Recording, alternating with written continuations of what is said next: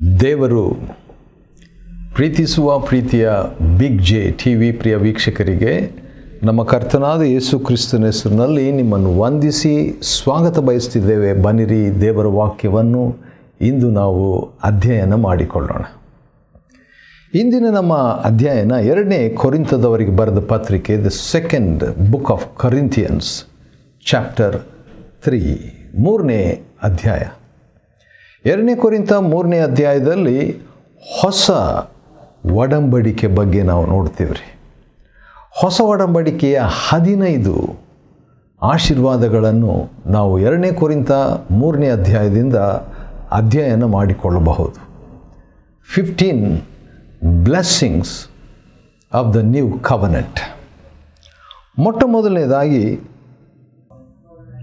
ಆತ್ಮಿಕ ತಂದೆಯ ಹೃದಯದ ಪತ್ರ ಅಂತ ಹೇಳ್ಬಿಟ್ಟು, ಇದು ಮೊದಲನೇ ಆಶೀರ್ವಾದ. ಯಾಕಂತ ಹೇಳಿದರೆ, ಪೌಲನು ಬರೆಯುವಾಗ ಮೊದಲನೇ ವಚನದಲ್ಲಿ 2ನೇ ಕೊರಿಂಥ 3:1 ನಮ್ಮನ್ನು ನಾವೇ ತಿರುಗಿ ಶಿಫಾರಸು ಮಾಡಿಕೊಳ್ಳುವುದಕ್ಕೆ ಪ್ರಾರಂಭಿಸ್ತೇವೋ ಅಥವಾ ಬೇರೆಯವರಂತೆ ನಿಮಗೆ ತೋರಿಸುವುದಕ್ಕೆ ಯೋಗ್ಯತಾ ಪತ್ರವು ನಮಗೆ ಬೇಕು. ಆ ರೀತಿಯಾಗಿ ಹೇಳ್ಬಿಟ್ಟು 2ನೇ ವಚನದಲ್ಲಿ ನೀವೇ ನಮ್ಮ ಹೃದಯದ ಮೇಲೆ, ಅಂದರೆ ಆತ್ಮಿಕ ಮಕ್ಕಳು ಆತ್ಮಿಕ ತಂದೆಯ ಹೃದಯದ ಮೇಲೆ ಎಲ್ಲರೂ ಓದಿ ಅರಿತುಕೊಳ್ಳಬಹುದಾದ ಪತ್ರವಾಗಿರ್ತಾರೆ ಅಂತ ಹೇಳ್ಬಿಟ್ಟು,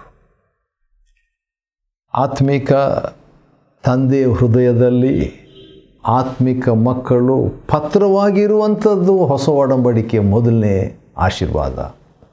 ಇನ್ನೊಂದು ಸಾರಿ ಹೇಳ್ತೇನೆ, ಆತ್ಮಿಕ ತಂದೆಯ ಹೃದಯದ ಮೇಲೆ ಆತ್ಮಿಕ ಮಕ್ಕಳು ಬರೆದಿರುವಂಥ, ಪ್ರಭಾವಿಸುವಂಥ ಆತ್ಮಿಕ ಪತ್ರವೇ ಹೊಸ ಒಡಂಬಡಿಕೆಯ ಮೊದಲನೇ ಆಶೀರ್ವಾದ. ಎರಡನೇದಾಗಿ ನೋಡುವಾಗ, ಆತ್ಮಿಕ ಮಕ್ಕಳು ಕ್ರಿಸ್ತನ ಪತ್ರವಾಗಿದ್ದಾರೆ. ಇದು ಹೊಸ ಒಡಂಬಡಿಕೆ 2ನೇ ಆಶೀರ್ವಾದ. ಹೊಸ ಒಡಂಬಡಿಕೆ 2ನೇ ಆಶೀರ್ವಾದ 2ನೇ ಕೊರಿಂಥ 3ನೇ ಅಧ್ಯಾಯದಲ್ಲಿ ಹೊಸ ಒಡಂಬಡಿಕೆಯ 15 ಆಶೀರ್ವಾದಗಳನ್ನು ನೋಡ್ಕೊಳ್ತಾ ಇದ್ದೇವೆ. 15 blessings of the new covenant. ಅದರಲ್ಲಿ 2ನೇ ಆಶೀರ್ವಾದ ಏನಂತ ಹೇಳಿದರೆ, 2ನೇ ಕೊರಿಂಥ 3:2 2ನೇ ಭಾಗದ 3:3 2ನೇ ಕೊರಿಂಥ 3:3 ನಮ್ಮ ಸ್ವಾರ್ಥ ಸೇವೆಯ ಫಲಿತಾಂಶವಾಗಿ ನೀವು, ಅಂದರೆ ಆತ್ಮಿಕ ಮಕ್ಕಳು, ಕ್ರಿಸ್ತನ ಪತ್ರವೆಂದು ತೋರಿಸುತ್ತಿದ್ದೀರಿ ಅಥವಾ ಪ್ರಕಟಿಸುತ್ತಿದ್ದೀರಿ. You are showing yourself as the letter of Christ. ಕ್ರಿಸ್ತನ ಪತ್ರವಾಗಿ, ಅಂದರೆ ಆ ಪತ್ರವು ಮಸಿಯಿಂದ ಬರೆಯಲ್ಪಟ್ಟದ್ದು ಅಲ್ಲ, ಮಾನವ ಹೃದಯಗಳ ಮೇಲೆ ಬರೆಯಲ್ಪಟ್ಟಿದೆ. ವಾವ್! ಇದೆಂಥ ಆಶೀರ್ವಾದ! ಹೊಸ ಒಡಂಬಡಿಕೆಯ ಆಶೀರ್ವಾದ. ಹೌದು, ಆತ್ಮಿಕ ಮಕ್ಕಳು ಕ್ರಿಸ್ತನ ಪತ್ರವಾಗಿದ್ದಾರೆ. ಇದು 2ನೇ ಆಶೀರ್ವಾದ. 3ನೇ ಆಶೀರ್ವಾದ ಏನಂತ ಹೇಳಿದರೆ, ಕಾನ್ಫಿಡೆನ್ಸ್ ಬಿಫೋರ್ ಗಾಡ್. ದೇವರ ಮುಂದೆ ಭರವಸೆ. ದೇವರ ಮುಂದೆ ಭರವಸೆ. ಹೌದು, 2ನೇ ಕೊರಿಂಥ 3:4 ದೇವರ ಮುಂದೆ ಅಂಥ ಭರವಸೆಯು ಕ್ರಿಸ್ತನ ಮೂಲಕ ನಮಗೆ ಉಂಟು. ಒಬ್ಬ ಆತ್ಮಿಕ ತಂದೆ ದೇವರ ಮುಂದೆ ಕ್ರಿಸ್ತನ ಮೂಲಕ ಭರವಸೆ ಹೊಂದುವಂಥದ್ದು ಹೊಸ ಒಡಂಬಡಿಕೆಯ ಒಂದು ಆಶೀರ್ವಾದ. ಯಾಕಂತ ಹೇಳಿದರೆ, ಹಳೆ ಒಡಂಬಡಿಕೆಯಲ್ಲಿ ದೇವರ ಮುಂದೆ ಜನರ ಪರವಾಗಿ ಮಹಾಯಾಜಕನು ಹೋಗುವಾಗ ಭರವಸೆ ಇರ್ತಿದ್ದಿಲ್ಲ. ಆದರೆ ಹೊಸ ಒಡಂಬಡಿಕೆಯ ಒಂದು ಆಶೀರ್ವಾದ ಭರವಸೆಯನ್ನು, ಕಾನ್ಫಿಡೆನ್ಸನ್ನು ಕೊಡುವಂಥದ್ದು. ಮತ್ತು ಮುಂದೆ ನಾವು ನೋಡುವುದಾದರೆ, ಈ ಸಾಮರ್ಥ್ಯವು ಕಾಂಪಿಟೆನ್ಸ್, ಸಾಮರ್ಥ್ಯವು ದೇವರಿಂದ ಬರುವಂಥದ್ದು ಎಂಬುದಾಗಿ. ಅದರ ಬಗ್ಗೆ ಈ ರೀತಿಯಾಗಿ 5ನೇ ವಚನದಲ್ಲಿದೆ. 2ನೇ ಕೊರಿಂಥ 3ನೇ ಅಧ್ಯಾಯ 5ನೇ ವಚನದಲ್ಲಿ ಇದು ನಮ್ಮಿಂದಲೇ ಉಂಟಾಯಿತು ಎಂದು ಹೇಳಿಕೊಳ್ಳುವುದಕ್ಕೆ ನಾವೇನು ಅಂಥ ಸಾಮರ್ಥ್ಯ ಹೊಂದಿದವರಲ್ಲ. ನಮ್ಮ ಸಾಮರ್ಥ್ಯವು ದೇವರಿಂದಲೇ ಬರ್ತದೆ. Wow! Our confidence or our competence comes from God alone. ಹೌದು, ನಮ್ಮ ಯೋಗ್ಯತೆಯು ದೇವರಿಂದ ಬರ್ತದೆ. ಥou ಆರ್ಟ್ ವರ್ದಿ, ನೀನೇ ಯೋಗ್ಯನು ಅಂತ ಹೇಳ್ಬಿಟ್ಟು ನಾವು ಜೀವಿಸುವಾಗ ಆತನು ನಮ್ಮನ್ನು ಕೂಡ ಸೇವೆಯಲ್ಲಿ ಯೋಗ್ಯರನ್ನಾಗಿ ಮಾಡ್ತಾನೆ. ಆದರೂ ಕೂಡ ಆ ಯೋಗ್ಯತೆ ದೇವರಿಂದ ಬರುವಂಥದ್ದಾಗಿದೆ.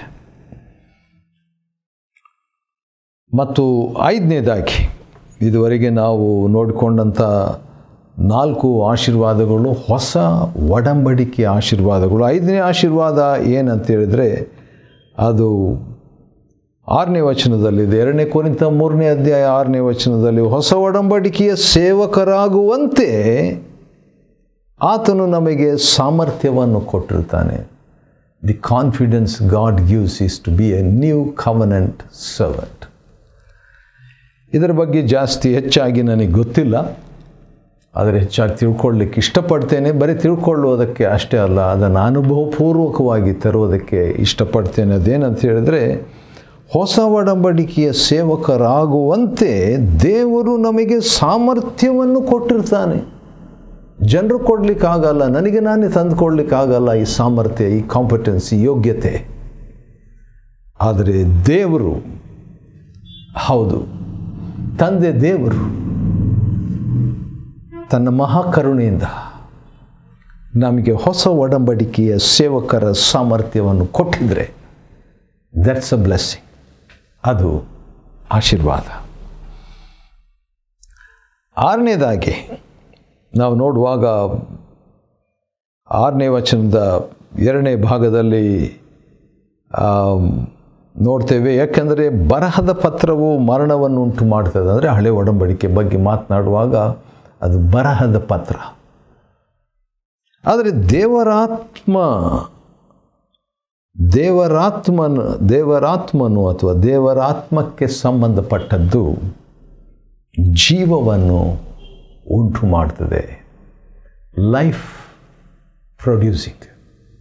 ಇದು ಹೊಸ ಒಡಂಬಡಿಕೆಯ 6ನೇ ಆಶೀರ್ವಾದ. ಹೊಸ ಒಡಂಬಡಿಕೆ ಉಂಟು ಮಾಡುವಂಥದ್ದು ಜೀವ. ಅದು ಕ್ರಿಸ್ತನ ಜೀವನ ಉಂಟು ಮಾಡ್ತದೆ. 7ನೇದಾಗಿ ಹೊಸ ಒಡಂಬಡಿಕೆಯ 7ನೇ ಆಶೀರ್ವಾದ ಅದೇನೆಂದರೆ ಮಿನಿಸ್ಟ್ರಿ ಆಫ್ ಸ್ಪಿರಿಟ್. ಹೌದು, 8ನೇ ವಚನದಲ್ಲಿ, ಆದರೆ ದೇವರಾತ್ಮ ಸಂಬಂಧವಾದ ಸೇವೆಯು it's a ministry of the spirit. ಯಾಕಂದರೆ ಇಸ್ರಾಯೇಲರಿಗೆ ಮರಣವನ್ನು ಉಂಟು ಮಾಡಿದ ಕಲ್ಲಿನ ಹಲಿಗೆಗಳ ಅಂಥದ್ದಲ್ಲ ಇದು ದೇವರಾತ್ಮನ ಒಂದು ಸೇವೆ. ಹಾಗಾದರೆ ಅದು 7ನೇ ಆಶೀರ್ವಾದ, the ministry of the Holy Spirit. 8ನೇದಾಗಿ ಇನ್ನೊಂದು ಹೊಸ ಒಡಂಬಡಿಕೆ ಆಶೀರ್ವಾದ, 8ನೇ ಆಶೀರ್ವಾದ ಅದೇನಂತ ಹೇಳಿದರೆ ಅದು ಹೆಚ್ಚು ಮಹಿಮೆಯುಳ್ಳದ್ದಾಗಿದೆ. ಹಳೆ ಒಡಂಬಡಿಕೆಯ ಮಹಿಮೆಯು ಅದು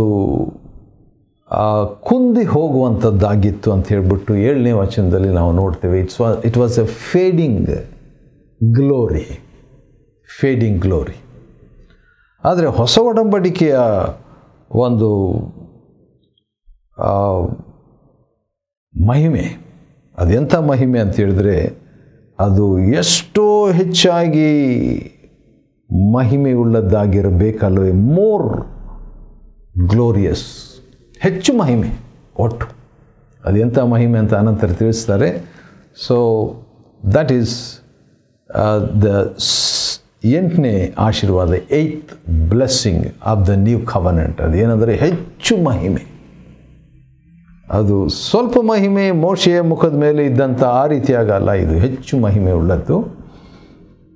ಮತ್ತು 9ನೇ ಒಂದು ಆಶೀರ್ವಾದವನ್ನು 9ನೇ ವಚನದಲ್ಲಿ ನಾವು ನೋಡ್ಬೋದು. 2 ಕೊರಿಂಥ 3ನೇ ಅಧ್ಯಾಯ 9ನೇ ವಚನದಲ್ಲಿ 9ನೇ ಹೊಸ ಒಡಂಬಡಿಕೆಯ ಆಶೀರ್ವಾದ ಇದೆ. ಅದೇನಂತ ನಾವು ನೋಡ್ಕೊಳ್ಳೋಣ. ಅದೇನಂತ ಹೇಳಿದರೆ, ನೀತಿವಂತರೆಂದು ನಿರ್ಣಯಿಸುವ ಸೇವೆ. Wow! It's a ministry of justification. ಹೌದು, ಹಳೆ ಒಡಂಬಡಿಕೆ ಸೇವೆ ಮನುಷ್ಯರನ್ನು ದಂಡನಾ ತೀರ್ಪಿಗೆ ಒಳಪಡಿಸುವಂಥ ಸೇವೆಯಾಗಿತ್ತು.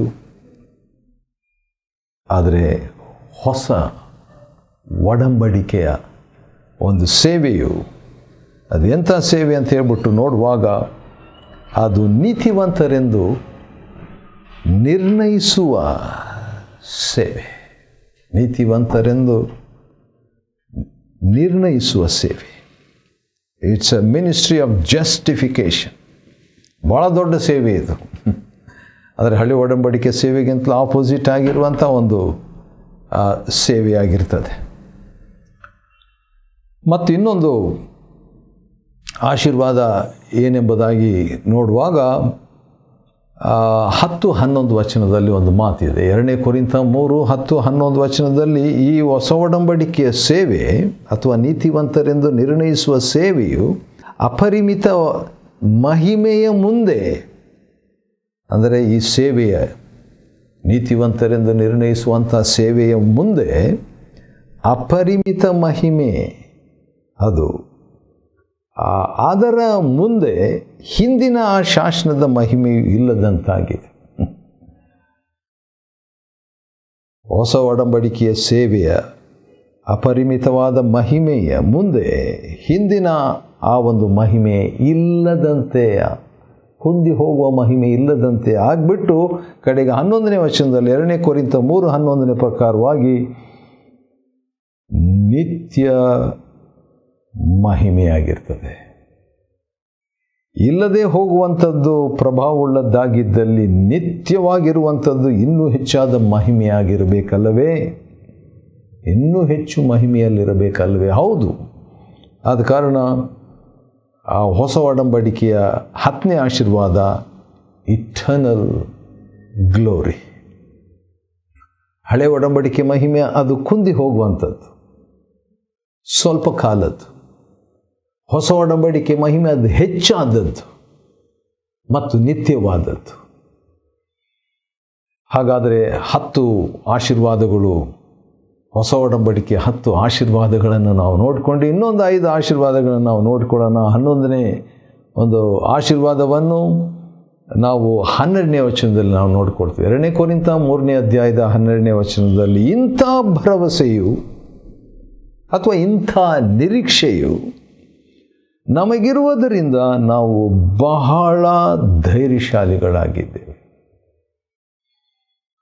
ಹಾಗಾದರೆ ಹೊಸ ಒಡಂಬಡಿಕೆಯ 11ನೇ ಆಶೀರ್ವಾದ ಏನಂದರೆ, ಅದು ನಿರೀಕ್ಷೆಯನ್ನು ನೀಡುವ ಧೈರ್ಯ. ನಿರೀಕ್ಷೆನೂ ಇದೆ, ಧೈರ್ಯನೂ ಇದೆ. ನಾನು ಕೆಲವು ಸಾರಿ ನನ್ನ ಆತ್ಮಿಕ ತಂದೆಯನ್ನು ನೋಡುವಾಗ ಭಾಳ ಧೈರ್ಯವಾಗಿರ್ತಾರೆ. ಬ್ರದರ್ ಭಕ್ತ ಸಿಂಗಮ್ ಅಂತ ಮಹಾದೇವರ ಸೇವಕರು ಭಾಳ ಧೈರ್ಯವಾಗಿರ್ತಾರೆ. ಅದೇ ಸಂದರ್ಭದಲ್ಲಿ ಬಹಳ ದೀನರಾಗಿಯೂ ಇರ್ತಾರೆ. ನಮ್ಮ ಕರ್ತನಾದ ಯೇಸು ಕ್ರಿಸ್ತನನ್ನು 2 ಪ್ರಾಣಿಗೆ ಬೈಬಲ್ನಲ್ಲಿ ಹೋಲಿಕೆಯಾಗಿದೆ. ಅದೇನೆಂದರೆ, ಒಂದು ಯಹೂದ ಗೋತ್ರದ ಸಿಂಹ, ಇನ್ನೊಂದು ಪ್ರಾಣಿ ಅಗೋ, ಯಜ್ಞಕ್ಕೆ ದೇವರು ನೇಮಿಸಿದ ಕುರಿಮರಿ. ದೇವರ ಮುಂದೆ ಕುರಿಮರಿ, ಆದರೆ ಆ ಸೈತಾನನ ಮುಂದೆ ಸಿಂಹ. ಆ ರೀತಿಯಾದಂಥ ಒಂದು ಸೇವೆ ಹೊಸ ಒಡಂಬಡಿಕೆಯ ಒಂದು ಆಶೀರ್ವಾದವಾಗಿದೆ. ಆದ ಕಾರಣ ನಿರೀಕ್ಷೆಯನ್ನು ಕೊಡುವಂಥ ಒಂದು ಆಶೀರ್ವಾದ, ಹೊಸ ಒಡಂಬಡಿಕೆ ಆಶೀರ್ವಾದ. ಮತ್ತು 12ನೇದಾಗಿ ಇದು ಚೆನ್ನಾಗಿದೆ, 12th blessing of the new covenant. ಹೊಸ ಒಡಂಬಡಿಕೆಯ 12ನೇ ಆಶೀರ್ವಾದ ಏನಂತ ಹೇಳಿದರೆ, ಹೌದು, ಈ ದಿನದವರೆಗೆ ಹಳೆ ಒಡಂಬಡಿಕೆಯು ಪಾರಾಯಣವಾಗುವಾಗಲೆಲ್ಲ ಒಂದು ಮುಸುಕು ಇರ್ತದಂತೆ. ಆ ಮುಸುಕು ಅದರಲ್ಲಿರ್ತದೆ, ಮುಸುಕು ಅವರಲ್ಲಿರ್ತದೆ, ಹಳೆ ಒಡಂಬಡಿಕೆಯವರಲ್ಲಿ. ಆದರೆ ಆ ಒಂದು ಮುಸುಕು ಕ್ರಿಸ್ತನಲ್ಲಿ ಮಾತ್ರವೇ ತೆಗೆದು ಹಾಕಲ್ಪಡ್ತದೆ. ದೊಡ್ಡ ಆಶೀರ್ವಾದ ಇದು. The mask is removed by Christ is the 12th blessing of the new covenant. Mask ಅಂತ ಹೇಳುವಾಗ ಒಂದು ಕಪಟತನವಾದ ಅಂತ ಹೇಳ್ಬೋದು, ಅಥವಾ ಸ್ಪಷ್ಟತೆ ಇಲ್ಲ, ಅಸ್ಪಷ್ಟತೆ ಅಂತ ಹೇಳ್ಬೋದು, ನೇರ ಸಂಪರ್ಕ ಇಲ್ಲ ಅಂತ ಹೇಳ್ಬೋದು. ಈ ರೀತಿಯಾಗೆಲ್ಲ ಇದೆ. ಇವನ್ನೆಲ್ಲ ತೆಗೆದು ಹಾಕುವಂಥದ್ದು ಯಾವುದಂದರೆ ಕ್ರಿಸ್ತನು ಮಾತ್ರ ತೆಗೆದು ಹಾಕ್ತಾರೆ, ಯೇಸು ಸ್ವಾಮಿ ಮಾತ್ರ. ಅದು ಆಶೀರ್ವಾದ ಅಲ್ಲವಾ? ಖಂಡಿತವಾಗಿ. 13ನೇದಾಗಿ ಇನ್ನೊಂದು ಆಶೀರ್ವಾದ ಇದೆ 16ನೇ ವಚನದಲ್ಲಿ, 2 ಕೊರಿಂಥ 3:16. ಅದೇನೆಂದರೆ, ಯಾವನಾದರೂ ಕರ್ತನ ಕಡೆಗೆ ತಿರುಗಿದರೆ ಆ ಮುಸುಕು ಅವನಿಂದ ತೆಗೆಯಲಾಗುವುದು. ಹಾಗಾದರೆ ಮುಸುಕು ಕ್ರಿಸ್ತನು ತೆಗೆಯೋದಕ್ಕೆ ಸಿದ್ಧವಾಗಿರುವಾಗ ನಾವು ಕ್ರಿಸ್ತನ ಕಡೆ ತಿರುಗುವಂಥವರಿಗೆ, when we turn to the Lord, the mask is taken, the veil is taken, the veil. ಹೌದು, ಜೀವಮಾನವೆಲ್ಲ ಈ ಮುಸುಕು ಹಾಕ್ಕೊಂಡಂಥ, ಮುಸುಕು ಇದ್ದಂಥ ವ್ಯಕ್ತಿಗಳು ಇದ್ದಾರೆ. ನಾನು ಆ ರೀತಿಯಾಗಿದ್ದೆ, ನಾವೆಲ್ಲರೂ ಬಹುಶಃ ಆ ರೀತಿಯಾಗಿರ್ತೇವೆ. ನಮಗೆ ಗೊತ್ತಿರಲ್ಲ, ಅದು ಮೋಶೆಗೆ ಗೊತ್ತಿರಲಿಲ್ಲ ಅಂತ. ಆದರೆ ಕ್ರಿಸ್ತನ ಪ್ರಕಟಣೆ ಸಿಕ್ಕಿದಾಗ ಆ ಮುಸುಕು ತೆಗೆಯಲಾಗ್ತದೆ. When we turn to Christ, the mask is taken away. ಅದು ಆಶೀರ್ವಾದ ಅಲ್ವಾ? ಖಂಡಿತವಾಗಿ. 14ನೇ ಆಶೀರ್ವಾದ ಲಿಬರ್ಟಿ, ಬಿಡುಗಡೆ. 2 ಕೊರಿಂಥ 3:17 ಕರ್ತನ ಆತ್ಮವು ಎಲ್ಲಿರುತ್ತದೋ ಅಲ್ಲಿ ಬಿಡುಗಡೆ ಇರುವುದು. ವಾವ್, ಪವರ್ಫುಲ್, ಶಕ್ತಿಯುತವಾದಂಥ ದೇವರ ವಾಕ್ಯ. ಹಾಗಾದರೆ ನಾವುಗಳು ಒಂದು ಪ್ರೇಯರ್ ಈ ರೀತಿಯಾಗಿ ಮಾಡ್ಬೋದು. ದೇವರ ಆತ್ಮನೇ, ಕರ್ತನ ಆತ್ಮನೇ ನನ್ನ ಜೀವಮಾನವೆಲ್ಲ, ನನ್ನ ಕ್ಷೇತ್ರದ ಎಲ್ಲ ಕಡೆಗಳಲ್ಲಿಯೂ ನಿನ್ನ ಆತ್ಮ ಇರುವಂತೆ ಮಾಡು. Let your spirit B everywhere in my life. ನನ್ನ ಜೀವನದಲ್ಲಿ ಎಲ್ಲ ಕಡೆಗಳಲ್ಲಿ ಇರುವಂತೆ ಮಾಡು. ಆ ಮೂಲಕವಾಗಿ ನನಗೆ ಎಲ್ಲ ಕ್ಷೇತ್ರಗಳಲ್ಲಿ ಬಿಡುಗಡೆ, ಆಲ್ ರೌಂಡ್ ಲಿಬರ್ಟಿ. ಅದು ಹೊಸ ಒಡಂಬಡಿಕೆಯ ಆಶೀರ್ವಾದಗಳಲ್ಲಿ ಒಂದಾಗಿರ್ತದೆ. ಕೊನೆಯದಾಗಿ 2 ಕೊರಿಂಥ 3 ಮತ್ತು 18ನೇ ವಚನದಲ್ಲಿ ಹೊಸ ಒಡಂಬಡಿಕೆ ಇನ್ನೊಂದು ಆಶೀರ್ವಾದ ಏನಂತ ಹೇಳಿದ್ರೆ, ಕರ್ತನ ಮಹಿಮೆ ಪ್ರತಿಬಿಂಬಿಸ್ತಾ ಕರ್ತನ ಪ್ರಭಾವ ಹೆಚ್ಚುತ್ತಾ ಹೋಗುತ್ತಿರುವ ಮಹಿಮೆಯ ಸಾರೂಪ್ಯಕ್ಕೆ ನಾವು ಹೊಂದುವವರಾಗಿರ್ತೇವೆ. ಸೊ ಮಹಿಮೆಯಿಂದ ಮಹಿಮೆ, ಅಥವಾ ಕರ್ತನ ಮಹಿಮೆ ಹೆಚ್ಚುತ್ತಾ ಹೋಗುವ ಮಹಿಮೆ. ವಾವ್, ಇದು ಹೊಸ ಒಡಂಬಡಿಕೆಯ ದೊಡ್ಡ ಆಶೀರ್ವಾದ. ಯಾಕಂದರೆ ಜ್ಞಾನೋಕ್ತಿ 4:18 ನೀತಿವಂತನ ಬೆಳಕು ಅದು ಬೆಳಗಿಂದ ಮಧ್ಯಾಹ್ನದ ಬೆಳಗಿನ ಬೆಳಕಿನಂತೆ ಹೆಚ್ಚುತ್ತದಲ್ಲ, ಆ ರೀತಿಯಾಗಿ ಕ್ರಿಸ್ತನ ಆತ್ಮವು ಹೆಚ್ಚುತ್ತಾ ಇರುವಂಥ ಒಂದು ಆಶೀರ್ವಾದ. 2 ಕೊರಿಂಥ 3ನೇ ಅಧ್ಯಾಯದಿಂದ ಹೊಸ ಒಡಂಬಡಿಕೆಯ 15 ಆಶೀರ್ವಾದಗಳನ್ನು ಅಧ್ಯಯನ ಮಾಡಿಕೊಳ್ಳುವಂತೆ ದೇವರು ಕೊಟ್ಟ ಕೃಪೆಗಾಗಿ ಆತನಿಗೆ ಸ್ತೋತ್ರವಾಗಲಿ. ದೇವರು ನಿಮ್ಮನ್ನು ಆಶೀರ್ವದಿಸಲಿ.